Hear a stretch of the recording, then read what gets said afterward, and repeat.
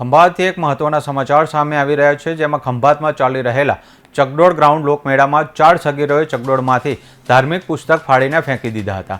આ ટુકડાઓ હાથમાં આવતા એક સમુદાયની લાગણીને ઠેસ પહોંચી હતી, જ્યારે આ સમુદાયે ખંભાત પોલીસ સ્ટેશનમાં ફરિયાદ નોંધાવી હતી.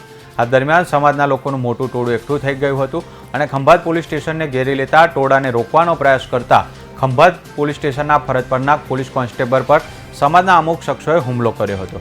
તેના કપડાં ફાડી નાખ્યા હતા અને તેને માર મારવામાં આવ્યો હતો. આ ઉપરાંત આ ભીડમાં સામેલ કેટલાક લોકોએ ખાનગી પોલીસના વાહનોને પણ નુકસાન પહોંચાડ્યું હતું. હાલ ખંભાત પોલીસે 6 લોકો સામે ફરિયાદ નોંધી વધુ કાર્યવાહી હાથ ધરી છે.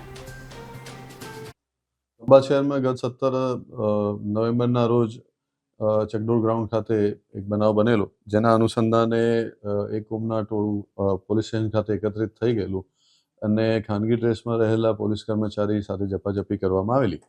જેના અનુસંધાને ખંભાત સિટી પોલીસ સ્ટેશને ગઈકાલે ગુનો દાખલ કરવામાં આવેલો છે. એમાં ઘણા નામજોગ પણ ફરિયાદમાં નામ પણ આપવામાં આવેલા છે અને 20 થી 25 જણાનું ટોળું એ પ્રમાણેનો ગુનો દાખલ કરવામાં આવેલો છે અને હાલમાં એની તપાસ ચાલુ.